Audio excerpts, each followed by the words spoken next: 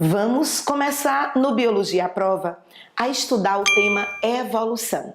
Esse tema, ele cai 100% dos anos do Enem e na maioria dos vestibulares do nosso país. Ou seja, é um tema muito importante. Dividiremos a evolução em 4 partes. Neste primeiro momento, nós vamos estudar a evolução no século XIX. Discutiremos o lamarquismo, o darwinismo e o neodarwinismo. Fique ligado, vamos trabalhar com muita cautela para que a gente não confunda uma teoria com a outra, ok? Atenção, fera! Antes de começar a nossa aula, eu quero lhe propor um desafio. Veja bem, você consegue responder essas perguntas? Vamos ver essas perguntas. O professor diz, e essa é a teoria da evolução. Alguma dúvida? Aí o nosso personagem, João, vai dizer, o meu peixe vai criar patas quando sair do aquário? João também diz, o macaco lá do zoológico vai se transformar numa pessoa? O que é que você acha? Você já sabe responder a João? E aí João de repente pensa, o mundo era bem mais legal antes de eu nascer.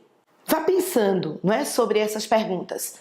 O peixe do aquário vai criar patas? O macaco do zoológico vai se transformar numa pessoa?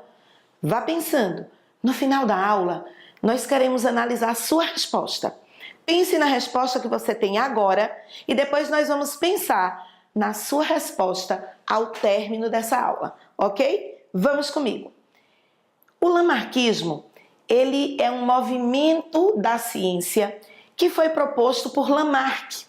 Lamarck foi o primeiro teórico que lá no início do século XIX, em 1809, ele propôs pela primeira vez que os seres vivos eles se modificavam ao longo do tempo, que essa é a ideia da evolução. Antes de Lamarck, eu quero dizer que o que predominava era a ideia do fixismo.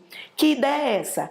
Que todos os seres vivos sempre foram iguais no passado, no presente e assim no futuro. O Lamarck registrou isso num livro e ele disse que os seres vivos se transformavam com o tempo e criavam novas espécies, com a tendência ao aperfeiçoamento. Lamarck teve como ideias centrais dizer que havia uma adaptação ao meio, então o meio era um fator que ia impor uma adaptação. Esta adaptação gerava o uso ou desuso de órgãos. Um órgão muito usado, ele se desenvolvia.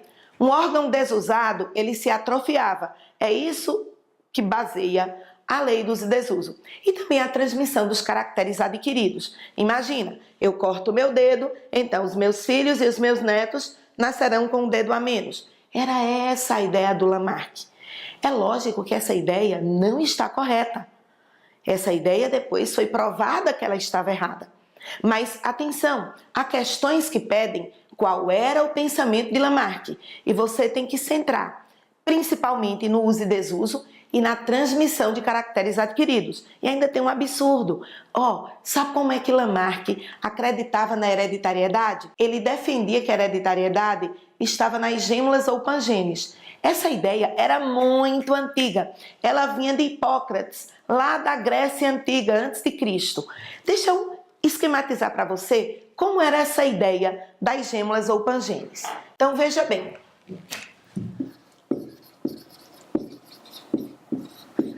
O Lamarck vai defender que havia a questão das gêmeas, ou também chamado pangenes. Que ideia é essa? Imagina que no espermatozoide tinha a miniatura do coração e do olho, e que no óvulo teria a miniatura do estômago, a miniatura do intestino, a miniatura do cérebro. Olha que absurdo, fera! Pensar que nos gametas existia a miniatura de órgãos e essa miniaturas do gameta masculino, miniaturas do gameta feminino se juntavam para dar um indivíduo. É lógico que não é assim, mas essa era uma ideia de Lamarck, baseada nas ideias, na verdade, do Hipócrates, uma coisa da Grécia Antiga. Ok, só para exemplificar, pensa como Lamarck justificava o pescoço das girafas. Ele dizia que as girafas viviam numa região, detalhe, ele nunca tinha ido lá na África, mas ele afirmava que as girafas viviam numa região e nessa região tinham que alongar o pescoço para procurar alimento. Então, de tanto usar o pescoço para procurar alimento, elas tinham ficado com o pescoço alongado. E também tinham transmitido isso aos descendentes. Então, observe que ele fala de características adquiridas transmitidas ao descendente e do uso ou desuso, neste caso das girafas, o uso do pescoço. Compreendeu? Lamarck baseou-se no uso e desuso e na transmissão de caracteres adquiridos. E atenção, aqui está uma ideia importante para a gente entender o lamarquismo. O finalismo, ou seja, tinha uma finalidade, o meio estava impondo, a altura das árvores, estava impondo às girafas que elas usassem o pescoço mais. Pessoal, isso é uma teoria que foi invalidada, mas foi o primeiro pensamento evolutivo. O Lamarck tem essa vantagem. Ele foi o primeiro a discutir o fixismo, combater o fixismo e colocar que as espécies se modificavam ao longo do tempo, que essa é a ideia central da evolução. Bem, como Lamarck influenciou muitas pessoas, havia um jovem chamado Charles Darwin, que aí o Charles Darwin ele vai propor o darwinismo. O que é que vem a ser o darwinismo? Antes vamos compreender um pouco sobre a viagem que Darwin fez ao redor do mundo entre 1831 e 1836. Ele, na verdade, não sabia o que ele queria da vida. Ele entrou de gaiato no navio, literalmente. Tá? Ele vivia lá em Cambridge, o pai queria que ele fosse médico, ele não queria ser médico. Depois colocou ele para estudar teologia, ele não queria ser pastor da igreja anglicana. Ele disse, rapaz, eu vou dar no pé. E aí foi. E essa viagem, literalmente, é uma viagem ao redor do mundo e Darwin era o naturalista, era o profissional que estava na embarcação registrando a natureza que ele observava nos diversos países. Aqui no Brasil, inclusive, ele passou 2 vezes, tanto na ida quanto na volta. Quero chamar a atenção que há um ponto da viagem de Darwin que nem é muito famoso, mas é crucial, que são os fósseis que ele vê no Chile. Na altura de 3.000 metros, ele encontra fósseis de árvores perfeitos, as raízes perfeitas. E árvores similares a essas existiam ao nível do mar. E ele ficou pensando, ora, se essas árvores estão a 3.000 metros de altura, com fósseis, não é? Mas perfeitos, esses fósseis foram parar lá de forma lenta e gradual.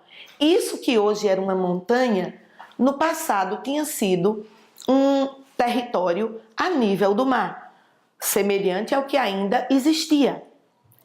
Darwin, na viagem dele, estava lendo um livro que o professor dele tinha dado, um livro chamado Elementos de Geologia, do escritor chamado Charles Lyell, um inglês. O Charles Lyell defendia no livro que as mudanças geológicas, as mudanças no planeta que tinham atuado no passado, eram as mesmas que atuavam no presente. Esse presente lá no século XIX, que era a época onde eles estavam vivendo. Obviamente, isso continua válido até hoje. E aí, o Charles Lyell defendia no livro dele que as mudanças eram lentas e graduais. As coisas no planeta, as montanhas, não tinham se formado apenas por processos de catástrofes. Ele defendia o uniformismo. E o Darwin é influenciado com esse pensamento, que havia mudanças nas espécies, mas eram mudanças lentas e graduais. Então, lá no Chile, em Vila Vicêncio, ele percebeu essas árvores com raízes perfeitas, fossilizadas, e além de tudo, em 1834, quando Darwin estava no Chile, vê bem, ele vivenciou um terremoto e um tsunami semelhante pelos registros, ou até maior, ao que ocorreu no Chile no ano de 2010. Então, se ele viveu lá uma catástrofe e quando terminou a catástrofe, ele viu que as coisas estavam absolutamente do mesmo jeito. Uma espécie não tinha se transformado em outra por conta da catástrofe. Isso foi muito importante. Então, ele já sai do Chile pensando que há evolução, mas isso de forma lenta e gradual. E aí, na viagem, ele chega em Galápagos. Viaja comigo. Galápagos é um conjunto, um arquipélago de 14 ilhas que pertence ao Equador. Em Galápagos, ele viu uma fauna muito diferenciada. Ele viu, inclusive, iguanas que, no continente, no Equador e em outras partes da América do Sul, se alimentavam de plantas. E lá em Galápagos, o que é que ele viu? Ele viu iguanas que mergulhavam, tiravam algas e se alimentavam de algas. Até porque muitas dessas ilhas de Galápagos não têm uma grande vegetação.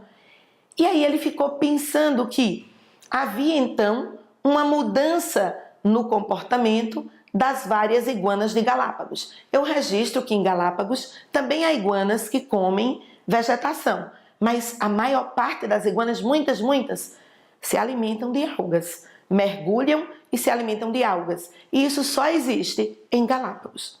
Bem, em Galápagos ele também viu muitos pássaros.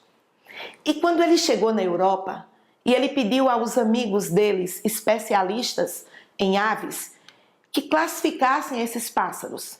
E para surpresa de Darwin, ele percebeu que esses pássaros, eles eram todos da mesma família, vários do mesmo gênero, diferindo apenas nas espécies. E aí o Darwin faz esse rascunho, onde ele propõe que havia uma espécie original que foi se multiplicando em outras. E aí Darwin vai justificar no seu livro A Origem das Espécies, que ele só vai publicar mais de 20 anos depois que ele volta da viagem. Então ele passou 20 anos pensando em como justificar o que ele tinha visto. E aí ele percebe o seguinte, que algumas aves, elas ocupavam a mesma ilha, mas elas não competiam pelo mesmo alimento. Se uma tinha um bico que dava para comer frutos, outra tinha um bico mais fino que comia mais insetos. E aí ele justificou, presta atenção, se liga nisso aqui, isso é importante, dentro das ideias de Darwin, que havia uma segregação geográfica, então ilhas diferentes, ocupadas por espécies diferentes, agora espécies muito aparentadas, e havia também uma segregação de hábitos das espécies que viviam juntas, ou seja, ocupavam o mesmo habitat, mas exploravam, mas se alimentavam de recursos diferentes. Isso vai ser um eixo muito importante na nossa compreensão do darwinismo. De uma forma geral, Darwin ele vai dizer que indivíduos de uma mesma espécie tinham variações. E aí eu quero registrar com você que a grande ideia de Darwin, Darwin, ele pensava, então vamos imaginar que haviam patas que eram da mesma espécie, só que elas variavam no tamanho do bico, no tamanho do corpo, tá certo? Agora pensa também ao mesmo tempo que aqui nesse ambiente, onde eu tenho essas espécies, só existe um tipo de alimento. Só há um tipo de alimento. E esse alimento vão ser sementes bem pequenininhas.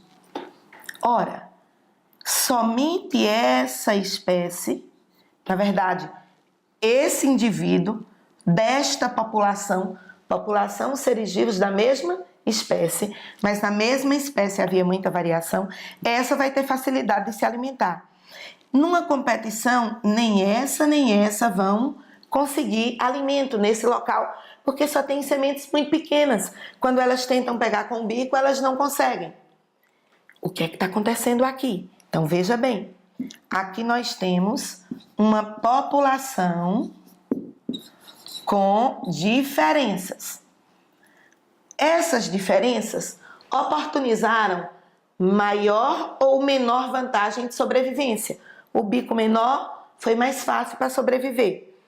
E aí Darwin justificou que esse processo era denominado seleção natural, ou seja, que a mesma população tem diferenças, mas essas diferenças poderão conferir ou não vantagem evolutiva. Imagine que esses não se alimentam, não sobrevivem, não se reproduzem. Essas aqui que vão se alimentar, o que é que vai acontecer? Elas vão sobreviver e vão deixar descendência. Bem, o Darwin justificava que parte das variações, por exemplo, o tamanho do bico, era transmitido à prole. Mas eu quero chamar a atenção que quando Darwin falava de transmissão dessas características, infelizmente, ele também pensou em gêmeas ou pangenes. Darwin, presta atenção, também pensou em gêmeas ou pangenes. Ele acreditava na transmissão da hereditariedade, por isso, obviamente, isso está errado, foi um erro que o Darwin cometeu. Então, veja bem, como Darwin disse que os indivíduos da mesma espécie têm muitas variações, parte das variações são transmitidas à prole. Se todos os indivíduos da mesma espécie se reproduzir, o crescimento dessa população é muito grande. Então vai ter uma competição, onde apenas os mais aptos, os mais adaptados, neste caso, a pata de bico menor, vai sobreviver e ao sobreviver vai deixar descendência, ok? E aí ele vai dizer que pela seleção natural, certo? Então observe bem, pelo mecanismo de seleção natural, as espécies serão representadas por indivíduos cada vez mais adaptados. Compreendeu a ideia central do darwinismo? Há diferenças na população, essas diferenças vão conferir uma vantagem, neste caso foi ter o bico menor, neste nosso exemplo. Isso vai possibilitar a sobrevivência desse grupo, que vai transmitir e as populações seguintes vão ter muito mais a presença de um bico menor. Isso representa a sobrevivência de indivíduos mais adaptados, ok? Bem, se a gente pegasse aquela história da girafa, como era que Darwin diria isso? Na verdade, ele não focou nessas girafas no livro dele, mas fazendo um comparativo, lembra que Lamarck disse que as girafas tinham pescoço longo de tanto usar para procurar alimento. Na ideia do darwinismo, não. Havia na população girafas de pescoço maior e de pescoço menor, as pescoçudas e as menos pescoçudas, ok? Sendo que essas de pescoço menor não conseguiam comer, e não conseguiam comer, consequentemente não poderiam sobreviver, iam morrer, não iam se reproduzir, não ia gerar descendente. Pessoal, quero fazer aqui, ó, presta atenção. De fato, houve no processo de evolução das girafas uma seleção direcionada às que tinham o pescoço maior. Isso é fato, mas não era por causa da comida não, tá certo? Sabe por que era? É o seguinte, quando imagina essa cena, imagina. Tem uma fêmea de girafa e dois machos querendo cruzar com a fêmea. Você sabe como é que ela decide? Na verdade, os machos vão para um confronto e eles lutam dando pescoçada. O que tem um pescoço maior, então imagina, tu tá aí comigo, vai dar pescoçadas muito mais eficientes. E aí a fêmea se apaixona pelo macho pescoçudo. E aí cruza com ele e esse pescoço maior será uma característica que a hereditariedade, não por gêmeas ou pangenes, a hereditariedade que está nos cromossomos, nos gametas, vai ser passada para a descendência. Ficou claro essa história? Beleza? Então, veja bem. Uma ideia central do darwinismo, chamo mais uma vez a atenção, é a seleção natural. A natureza, ela não cria nada, ela seleciona. Para Lamarck, a natureza, o meio, ia impor o uso e desuso. Então, o meio direcionava a evolução. Não é assim. Para Darwin, o meio seleciona. Isso é uma teoria válida até hoje. Então, essa seleção natural, ela pode ser de 3 tipos. Vamos compreender esses gráficos. Vamos sempre aqui no Biologia à Prova te chamar para a interpretação de gráficos. Por quê? Porque é muito frequente, tanto no Enem quanto nos vestibulares, figuras e gráficos. E esse exercício, a gente tem que perder esse pânico de gráfico. Vamos lá.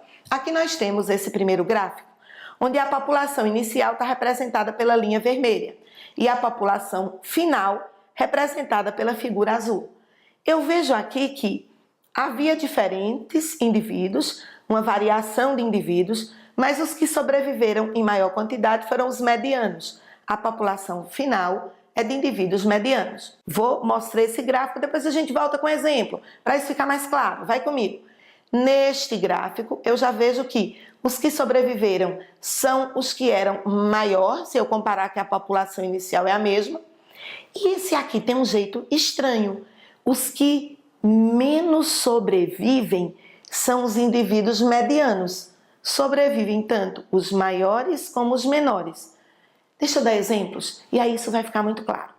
Esse primeiro tipo aqui, ó, é a seleção natural chamada de estabilizadora. Veja como é ela. Vamos dar exemplo à nossa espécie humana. Bebês humanos que nascem com 1 quilo, eles tendem a morrer porque eles são de baixo peso. Bebês humanos com 4,5 kg tendem a morrer no parto, porque nem todo mundo pode fazer cesáreo não, cara. Bota aí. Pensa que o parto normal.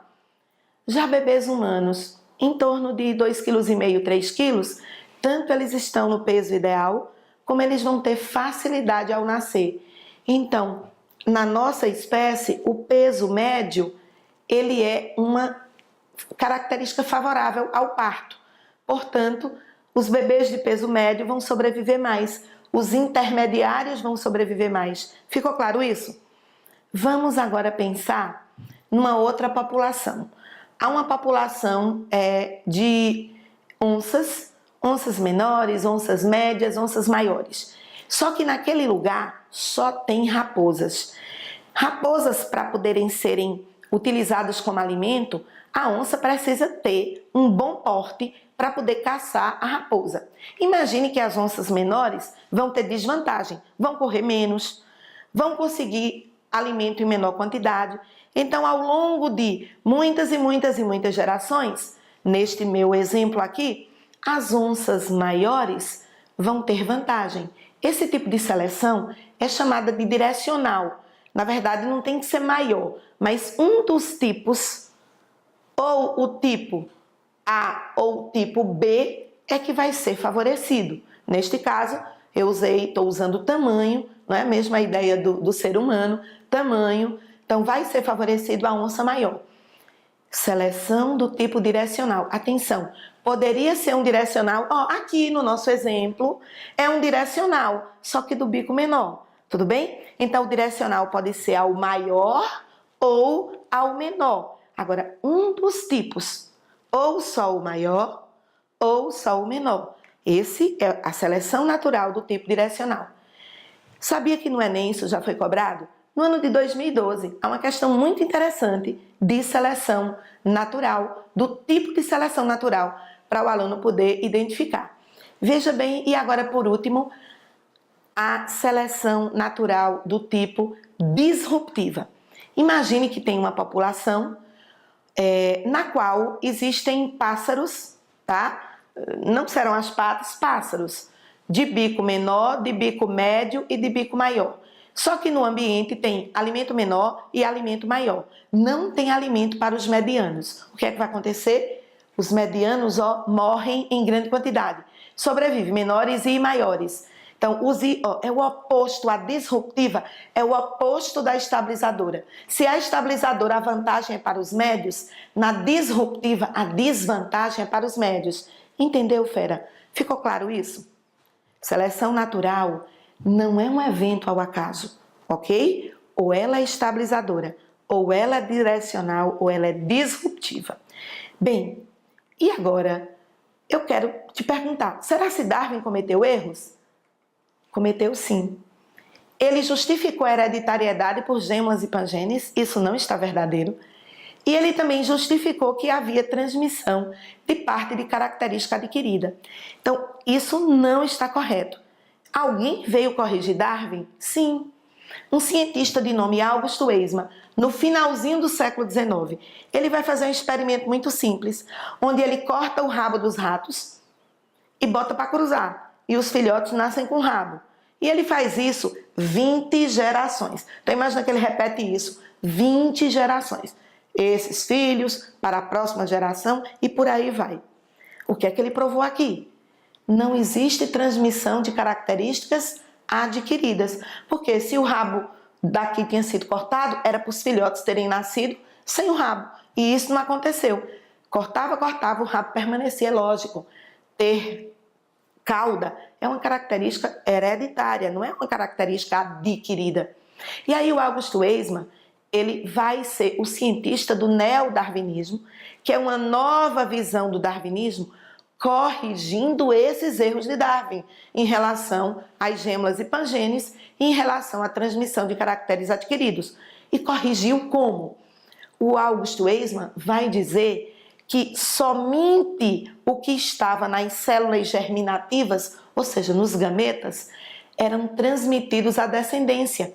O que estava nas células do corpo, nas células somáticas, não era transmitido à descendência.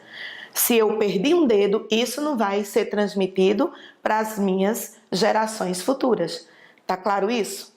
Então, veja bem, vamos retomar aqui aquele jogo, tá? Vamos retomar o jogo.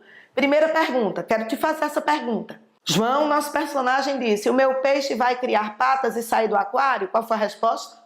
Não. Evolução não é isso. Houve mudanças. Que os anfíbios vieram dos peixes, tudo bem, mas sabia que veio de peixes que inclusive já tinham estruturas extremamente semelhantes a patas? No Brasil tem um peixe lá na Amazônia chamado piramboia que tem nadadeiras lobadas. Essas nadadeiras parecem patas. É esse grupo de peixes que vai conquistando o ambiente terrestre e que num processo de evolução lento e gradual chega à formação dos mamíferos. A outra pergunta, o macaco lá do zoológico vai se transformar numa pessoa? Também não. Darwin nunca disse, atenção, que o homem veio do macaco. Darwin nunca disse isso. O que ele disse foi que nós tivemos ancestrais comuns. Uma linha evolutiva levou aos macacos, como um chimpanzé, em outra linha evolutiva levou à formação da nossa espécie. Tudo bem? Então não é que um macaco do zoológico vai virar... Não. Nós tivemos ancestral comum. Houve várias mudanças, inclusive a nossa espécie Homo sapiens, ela passou por um longo processo de evolução, a partir de outros grupos do gênero Homo, como o Homo erectus, e por aí vai. E aí o nosso João diz de novo, o mundo era bem mais legal antes de eu nascer. Necessariamente também não. O que aconteceu foi mudanças geológicas no planeta, mudanças que terminaram por influenciar na seleção natural, mudanças no processo da formação das espécies e diversificação das espécies. Então não é que o mundo era mais legal, o mundo sempre passou por mudanças, ainda hoje está passando, o processo de evolução é contínuo, ok? E agora vamos fazer essa questão inédita para você. Uma questão muito no estilo do Enem, uma questão com charge. Veja bem, aqui o pássaro diz, os verdes são mais gostosos. E aí ele começa a comer verdes, comendo insetos verdes. Gerações à frente, e veja que só tínhamos 3 marrons aqui. Gerações à frente, aumentou a população de marrons. Mais adiante, uau, muitos marrons. E por que esses marrons sobreviveram? Qual é a sua ideia sobre isso? Eles estavam camuflados no solo. Os verdes estavam expostos, ou camuflados no solo, ou camuflados no tronco de uma árvore. E tudo isso ajudou a seleção desse processo. A seleção dos marrons que sobreviveram e os verdes que, de tanto serem predados, foram eliminados. Veja bem, o que é que está ilustrado aqui? A letra A diz que é o processo de seleção artificial. A letra B diz que é o mecanismo de seleção natural direcional.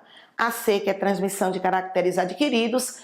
A letra D, uso e desuso de alimento. E o mecanismo de seleção natural estabilizadora. Aqui você elimina automaticamente, é um processo da natureza.